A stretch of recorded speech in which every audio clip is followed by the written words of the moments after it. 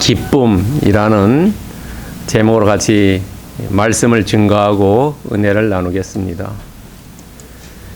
여러분, 우리가 학교에서 초등학교 되면은 학생들이 학교에 가가지고 지동설을 배웁니다. 지구가 둥글다 하는 거죠. 근데 옛날에는 지구가 둥근 게 아니라 천동설을 주장했지요. 지동설과 천동설은 반대편에 서 있지요. 그런데 그 당시에 천주교는 천동설을 주장했지만 우리가 잘 아는 정확하지는 않습니다만은 갈릴리가 지동설을 주장했지요. 그래서 그 당시에 교황청에서 재판에서 지고 그래서 그래도 지구는 돈다라고 이야기했지요. 그런데 실은 갈릴레이가 지동설을 주장하기 전에 그 전에 코페르니쿠스라는 사람이 한 200년 전이나요, 150년 전이나요, 먼저 주장했고 또 그 전에도 아리스트라코스라는 사람이 주장했다고 합니다. 그렇지만은 우리는 갈릴레오 갈릴레이가 주장한 것으로 알고 있지요. 그러나 지구가 둥글기 때문에 우리가 볼 수 있는 눈의 그 시야, 볼 수 있는 거리가 한정되죠. 만약에 사각형이면 끝까지 볼 수 있다고 생각하지만 높은 데 올라가더라도, 그러나 아무리 높은 데 올라가다 하더라도 우리가 볼 수 있는 수평선의 거리는 한정되어 있죠. 그것이 약 아마 한 5km 정도입니다. 여러분, 이 5km 정도를 어떻게 계산하냐 하면은 피타고라스 정리에 의해서 계산합니다. 그리고 사람의 키만큼 하면은 약 4점 몇 킬로에서 높은 사람은 한 6km 정도 나오는데 그 중에서 또 빛의 굴절이 생깁니다. 그래서 빛의 굴절을 그 나온 값에 한 1.3 정도 곱하면 한 6km, 5km 요 정도 됩니다. 사람의 키에 따라서 다르지요. 그러니까 우리가 볼 수 있는 거리라는 것은 이렇게 한정되어 있습니다. 지구가 둥글는데 그것이 한정되어 있다 하는 겁니다. 여러분, 이렇게 지구가 한정되어 있는 것을 우리가 가만히 생각하면서 삶에도 비슷한 것이 있다는 거죠. 우리가 볼 수 있는 범위와 볼 수 없는 범위가 있다는 겁니다. 여러분, 그 예 중에 하나가 학교를 초등학교, 중학교, 유치원부터죠. 유치원, 초등학교, 중학교, 아니면 요새는 어린이집부터 있죠. 그래서 그 학교를 졸업한다든가 또는 직장을 다니다가 퇴임한다든가 퇴직하면은 그 앞에의 것과 뒤에의 것이 전혀 다르지요. 우리가 수평선에서 볼 수 있는 거리와 볼 수 없는 거리가 있듯이 우리가 초등학교를 졸업하고 중학교를 간다든가 대학을 졸업하고 직장을 다니는 것은 앞에 거와 전부 뒤에 게 다르지요. 그래서 졸업은 시작이라고도 그리고 끝이라고도 그러죠. 끝과 시작이 어느 한 시점에서는 같은 거지요. 그 시간을 작게 미분하면은 같은 거지요. 그래서 졸업과 이런 것, 퇴임도 그렇죠. 그 전에 직장과 지금 새로운 삶이 다르지요. 인생은 요즘 산막이라 그러죠. 교육받을 때와 직장 다닐 때와 직장에 퇴임한 이후에 대개 산막이라 그러는데 그것이 다 다르다는 겁니다. 그러나 그 순간에서는 시작과 끝이 있는 거죠. 우리의 죽음을 한번 생각해 봅시다. 죽음도 여러분, 우리가 삶을 사는데 그 죽음의 순간은 그것을 우리가 어떻게 할 수 없는 거지요. 아무리 힘이 센 사람도 죽음을 어떻게 다룰 수가 없는 거지요. 우리가 눈에 볼 수 있는, 수평선에서 볼 수 있는 그 거리는 우리의 삶인데 수평선에서 보이지 않는 또 다른 세계가 있다는 거죠. 여러분요. 왜냐하면 우리가 지구가 둥글기 때문에 보면은 그 어느 배가 가다가 보이지 않지요. 그러나 그 배는 계속 가는 거지요. 여러분, 그래서 높은 산에서 봤을 때 배가 사라졌다고 생각하는데 저쪽 반대편에서는 배가 오고 있다라고 생각하는 겁니다. 여러분, 우리가 이 땅을 떠났을 때에 우리는 사람들을 못 보기 때문에 슬프지만은, 그러나 그 떠난 시점에 주님께서는 야 오는구나 하고 환영하고 있다는 거지요. 우리의 삶이 그 어느 찰나에 사라졌고 오고 있다는 겁니다. 그래서 우리는 크리스찬들은 이 땅에 살 때도 재미있게 살아야 되지만, 그러나 바울이 이야기했듯이 죽는 것도 유익이라고 하지요. 왜냐하면 그리스도와 연합하기 때문에 그렇습니다. 오늘 빌립보서 1장 23절에 우리가 봉독한 것도 그렇습니다. 차라리 세상을 떠나서 그리스도와 함께 있는 것이 훨씬 좋은 일이다 라고 이야기하고 있습니다. 여러분, 그래서 크리스찬들은 죽음을 두려워하지 않는 게, 왜냐하면 우리가 볼 수 없는 세계지만은 그 다음 세계에 아름다운 세계가 있다는 거죠. 사도 바울은 하늘나라를 갔다 왔지요. 3층 천에 갔다 와서 그 아름다움을 봤다는 겁니다. 여러분, 배가 태평양을 건너갈 때 우리의 시선은 볼 수 없지만은 그 건너편에도 또 다른 세계가 있다는 거지요. 그래서 많은 크리스찬이 넌 크리스찬들은 이 땅에서의 삶만을 생각하기 때문에 그 다음 세계가 없다고 생각하기 때문에 불쌍한 삶을 살아간다고 볼 수 있는 거지요. 우리 크리스찬들은 이 땅에도 열심히 살고 다음 생에도 있기 때문에 죽음이 두렵지 않고 늘 기쁨 충만한 삶을 사는 거라고 믿어집니다. 자, 오늘 본문을 보겠습니다. 오늘 본문은 여러분 사도행전 28장에 보면은 사도 바울이 붙잡혀 가지고 로마에 가 있습니다. 로마에 AD 60년에 갑니다. 그리고 62년까지 사도행전 28장에 보면은 죄수로서 가택연금 당합니다. 이 가택연금 당한 후에 성경에 나오지 않지만은 전설이라 할까요? 그 이야기에 보면은 거기서 가택연금이 해제돼서 4년 동안 자유로운 삶을 삽니다. 그 다음에 다시 또 체포되어 가지고 2년 동안, 이때는 가택연금이 아니고 교도소에 갇힙니다. 그리고 AD 68년에 순교합니다. 그런데 그 당시에 로마의 대화재가 AD 64년에 일어나면서 크리스찬의 박해가 시작된다 그랬죠. 그래서 풀려났다가 박해가 시작된 이후 2년 만에 붙잡혀가지고 2년 동안 감옥에 있다가 순교합니다. 오늘 본문에 23절에 보면 떠나다는 말이 나옵니다. 이 떠나다는 말은 헬라어로 아날리오라고 합니다. 이것은 딱 성경에 2번밖에 사용이 안 됐어요. 오늘 23절에 떠나다와 누가복음 12장 36절에 돌아오다는 말입니다. 자, 이것을 가만히 생각해 보세요. 하나님 입장에서, 여호와 하나님 입장에서, 예수님 입장에서 천국에서는 우리가 이 땅에 살다가 돌아오는 거로 느낀다는 거죠. 그리고 우리는 우리의 입장에서 보면 떠나다는 입장이래요. 그러니까 한 단어를 어느 입장에서 쓰느냐에 따라서 다르다는 겁니다. 우리는 떠나간다고 해 있지만은 하늘에서는 돌아온다고 생각하는 겁니다. 그리고 또 하나는 25절에는 진보라는 단어가 있습니다.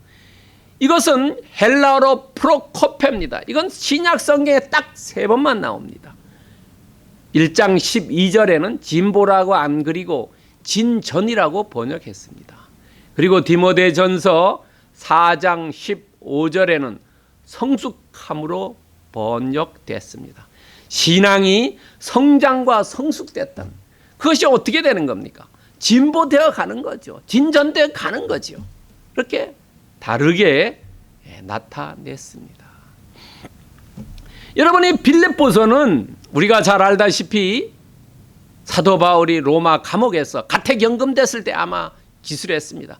그러니까 본인이 어려운 시절에 이것을 쓰면서 빌립보에 있는 교인들도 정말로 이 지도자가 없으니까 우왕좌왕하고 어떻게 해야 될지 모르지요.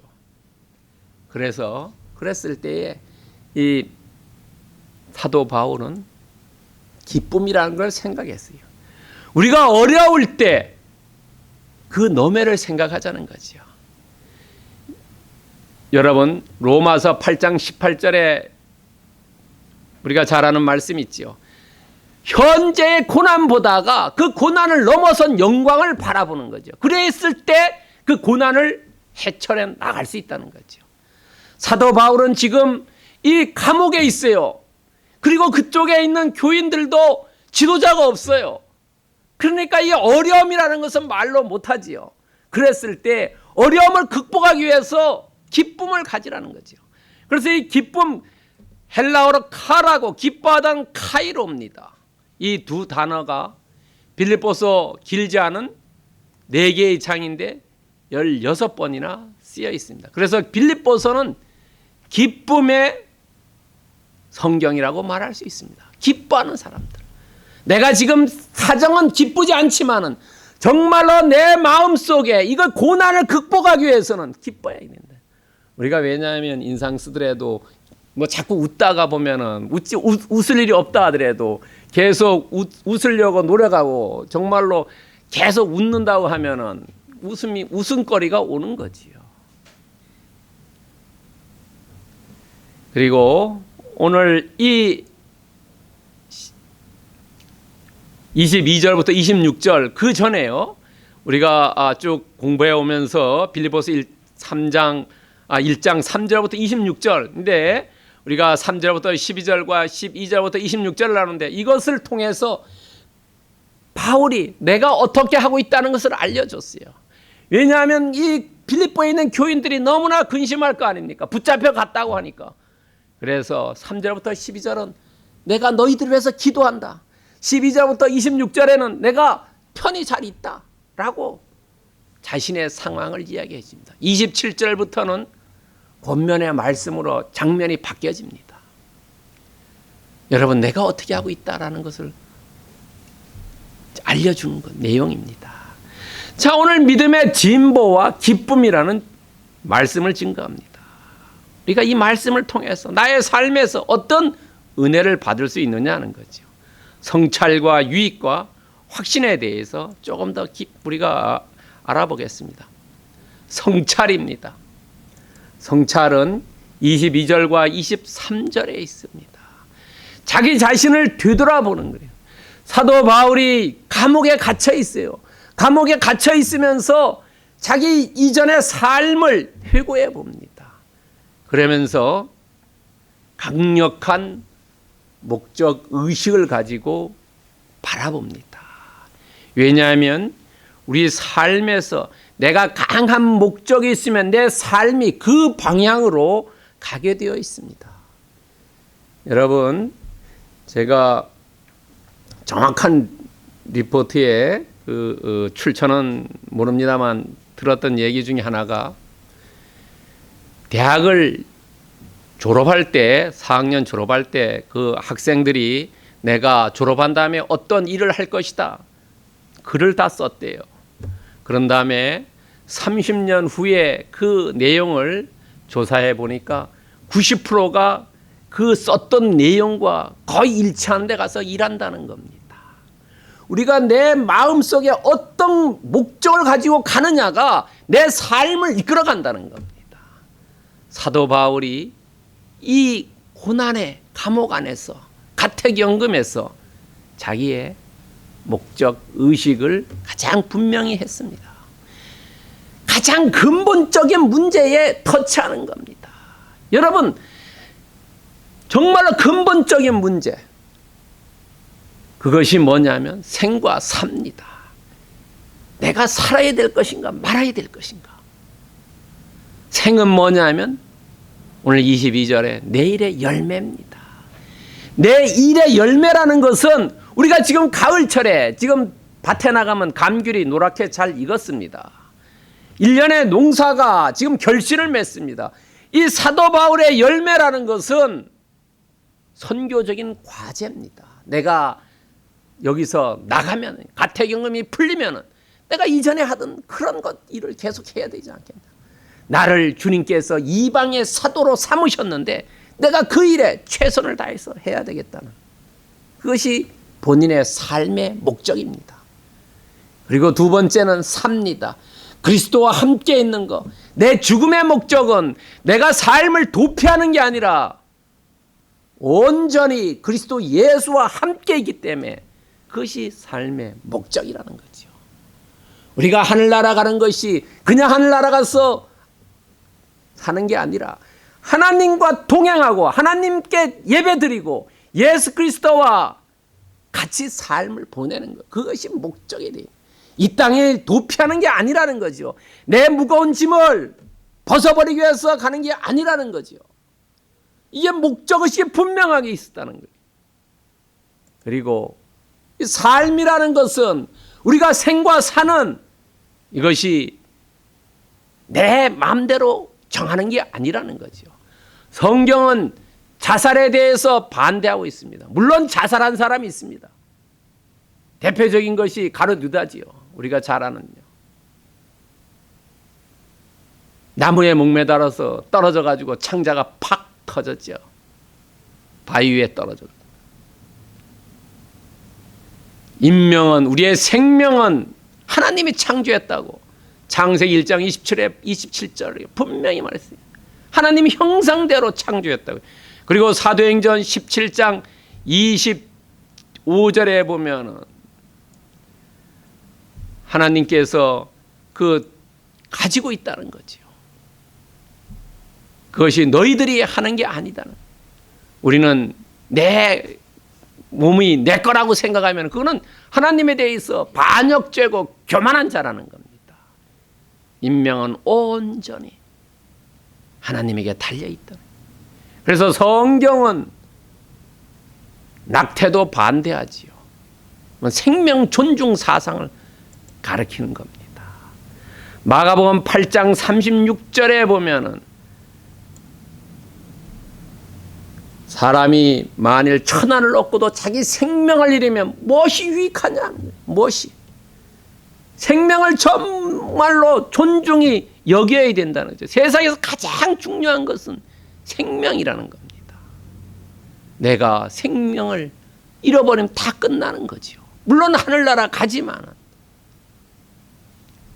여러분, 그래서 고린도전서 3장 16절에서 이야기하고 있어요. 왜 우리가 우리 몸을 중요하게 하고 존귀하게 해야 되냐면, 우리 내 몸이 하나님의 성전이고 이 성전 안에 성령께서 계신다는 거지요. 여러분, 하나님과 주님과 성령은 삼위일체 아닙니까? 경만 다르고 다 똑같은 분들이죠. 그분이 내 마음속에서 살고 있는데 내가 내 육신을 내 멋대로 막 할 수가 없는 거지요. 우리 동양에서도 신체발부 수지 부모라고 했지 않습니까?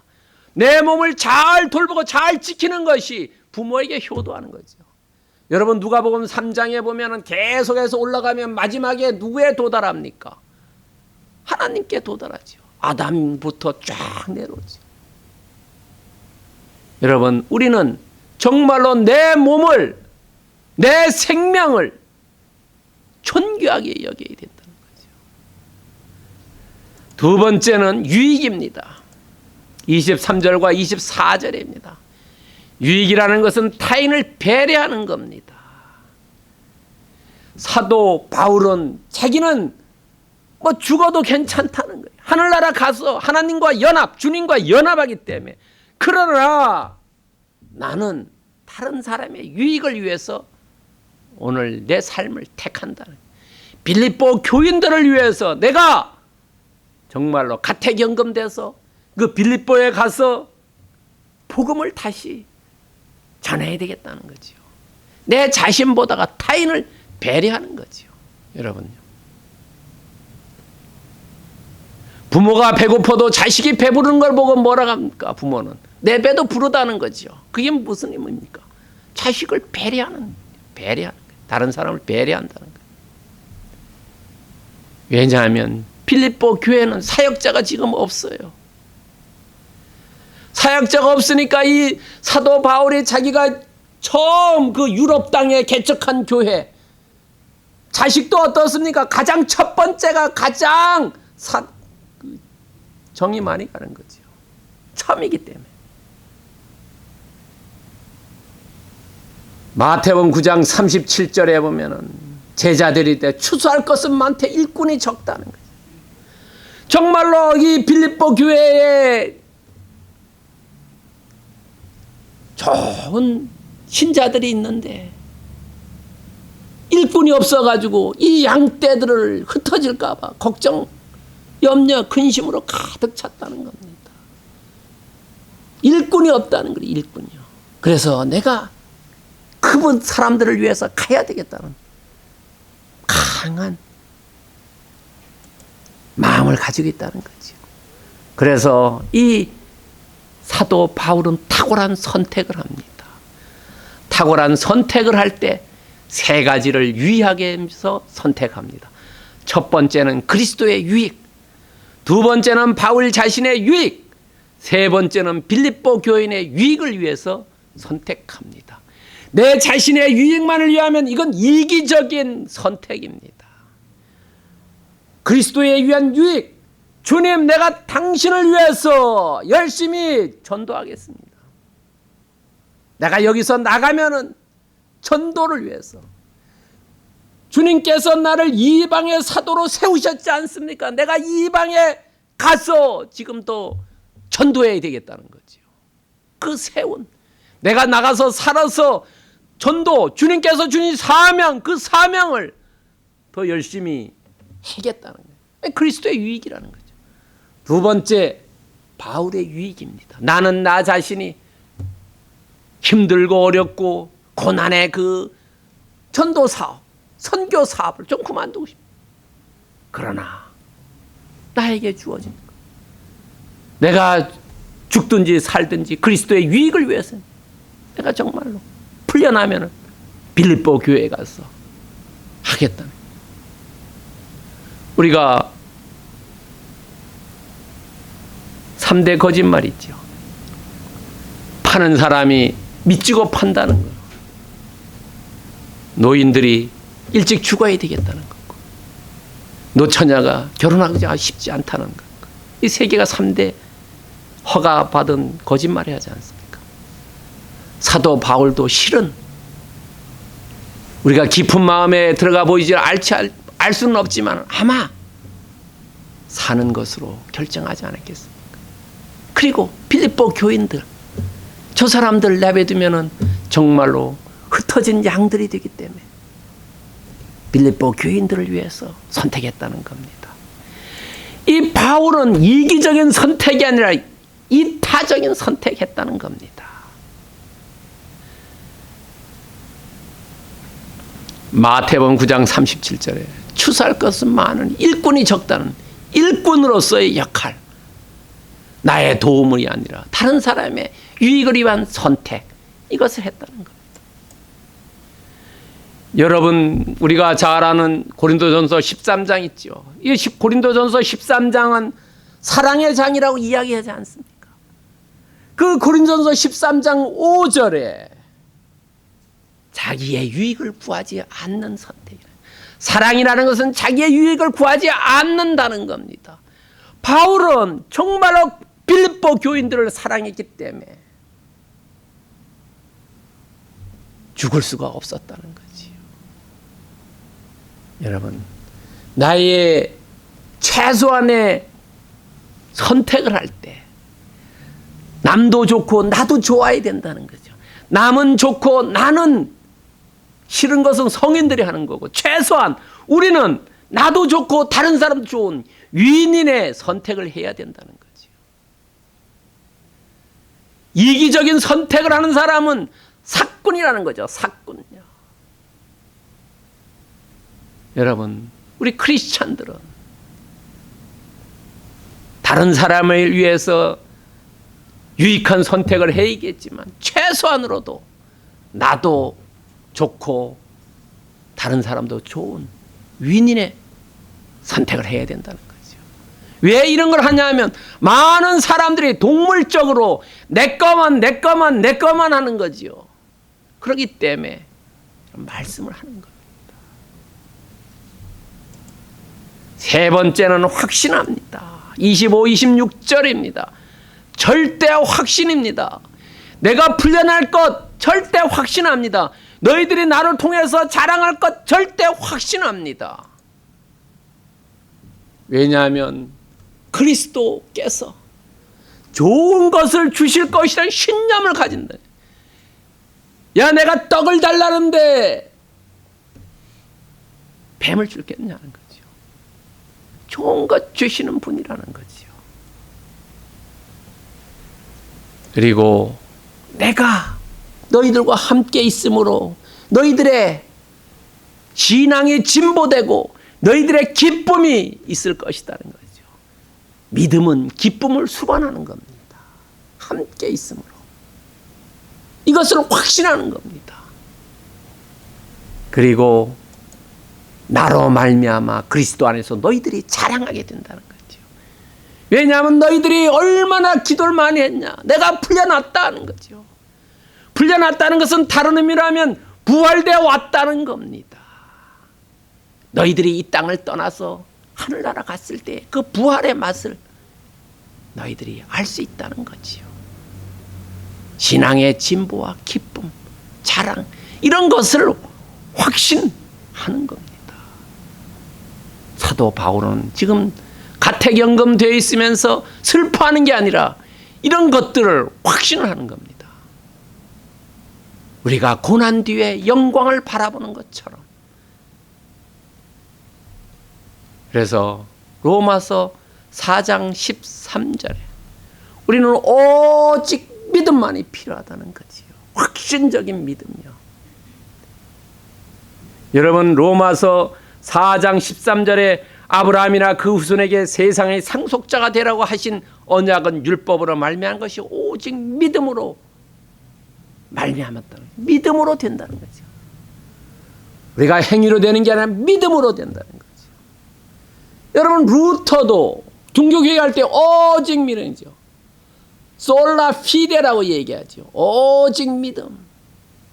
솔라 그레이스, 오직 은혜. 솔라 스크립트로, 오직 성경이라고 얘기하죠. 오직 믿음에 대해서 이야기한다는 거예요. 이걸 확신하는 거죠. 내가 이 구덩텅이에서 헤어날 수 있다라는 거 생각하는 거예요. 이 어려움 속에서 내가 벗어난다고 한다는 거죠. 여러분, 최근에 제가 방송 하나 본 것 중에 인상 깊은 게 하나 있었어요. 어떤 사람이 교도소 가서 책을 300권 읽었다. 그 사람이 나와서 하는 얘기가 앞으로 내가 실패하지 않겠다는 거예요. 왜냐하면 긍정의 힘을 배웠고 매일 아침에 그것을 생각한다는 거죠. 그러면 하루의 일정이 긍정으로 간다는 거지요. 그러니까 실패하지 않는다는 겁니다. 우리가 내가 성공할 수 있다는 거, 내가 풀려날 수 있다는 거, 너희들이 내가 가서 진보되고 기쁨 있고 너희들이 나로 말미암아서 자랑할 수 있다는 이런 확신을 갖는 게 너무너무 필요하다는 거죠. 우리도 내가 지금 어려운 상황에 어떤 상황에 처해 있다 하더라도 하나님께서 나를 구제해주고 구원해주고 이끌어주고 하는 것을 믿으시면 그대로 이루어질 줄 믿습니다. 여러분, 마가복음 이게 뭐가 하나가 안 돼. 마가복음 아마 9장인가 7장인가인데요. 예수께서 이르시되 할 수 있는 말이 무엇이냐? 믿는 자에게 능치하지 못할 일이 없다는 거죠. 할 수 있다는 거예요. 여러분, 우리는 하나님께서 이루어 주신다는 거예요. 내게 신년대로 믿는 대로 이루어진다는 거죠. 디모데후서 1장 12절에 봐도 그날까지 능히 하나님께서 지켜주실 것을 확신해라는 거예요. 확신. 하나님이 나를 지켜주신다. 하나님이 나와 동행하신다. 하나님이 인도해 주신다. 나는 혼자가 아니고 성령께서 역사해 주신다는 것을 믿고 나아가시기 바랍니다. 그렇다면 오늘 본문의 메시지는 뭐냐 하는 거죠. 여러분, 오늘 본문의 메시지는 이타적인 선택의 오늘 롤 모델이라는 거예요. 주님과 본인과 이웃에 대한 이타적인 선택을 한 사람. 여러분, 더 이타적인 삶이 나중에 보면은 더 풍성한 삶을 산다는 거죠. 내꺼 하면서 전부 이렇게 산 사람이 나중에 보면 없더라는 거죠. 이타적인 삶을 사람들을 보면 대부분 다 나중에 풍성하더라는 겁니다. 그래서 오늘 본문의 메시지는 우리가 선택할 때의 지침이 뭐냐? 진보와 기쁨과 자랑이라는 거지요. 주님에 대해서는 내가 신앙의 진보되게 선택하고, 본인에 대해서는 기쁨으로 선택하고, 이웃에 대해서는 자랑으로 할 수 있게 해야 된다는 거죠. 이웃 사람들이 저 사람 좋은 사람이라고. 여러분,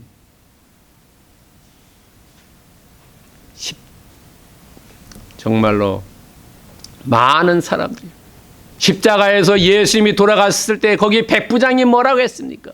저 사람이 정령 의인이라고 얘기하지요. 그런 인정을 받는 삶을 사는 것이 올바른 선택이라는 겁니다. 이 땅에서의 삶이라는 것이.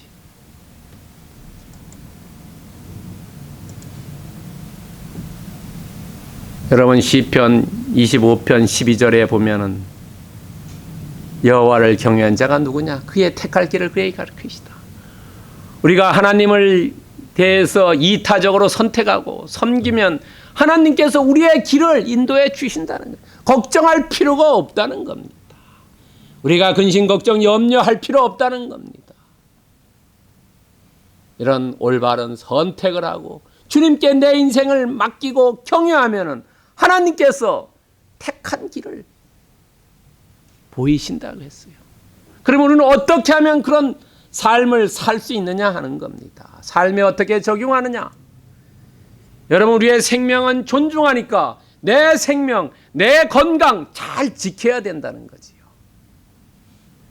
그리고 이타적인 선택을 해라는 거지요. 주님을 위해서 열심히 헌신, 충성, 봉사하는 것도 이타적인 삶이고, 다른 사람, 주변 사람들을 위해서도 배려한 삶도 이타적인 삶이라는 거지요. 그리고 내가 이곳으로부터 날 수 있다는 소망의 확신을 갖는 거. 소망의 확신을 갖는 거. 매우 중요한 겁니다. 여러분, 요한복음 10장 10절 하반절부터 10장 11절 상반절에 보면은 내가 예수님께서 직접 말씀하셨어요. 우리에게 내가 온 것은 양으로 생명을 얻게 하고 더 풍성히 얻게 하려는 것이라. 나는 선한 목자라 얘기했어요. 자, 여기 보세요. 생명을 얻게 한다는 것은 생명을 존중하게 하고, 이타적인 선택하는 것은 다른 사람을 풍성하게 해준다는 거고, 소망의 확신은 나는 선한 목자라고 얘기하는 겁니다. 소망을 확실하게 갖는 겁니다. 여러분, 오늘 예배에 나오신 모든 분들은 정말 오늘 사도 바울이 그 감옥에서 빌립보 교인들을 향해서 쓴 그 말씀을 깊이 새기면서 생명을 존귀하고 이타적인 선택하며 소망의 확신을 가지고 하는 삶을 살면서 주님으로부터 큰 축복받는 그런 삶을 사시기를 그리스도의 이름으로 축원드립니다.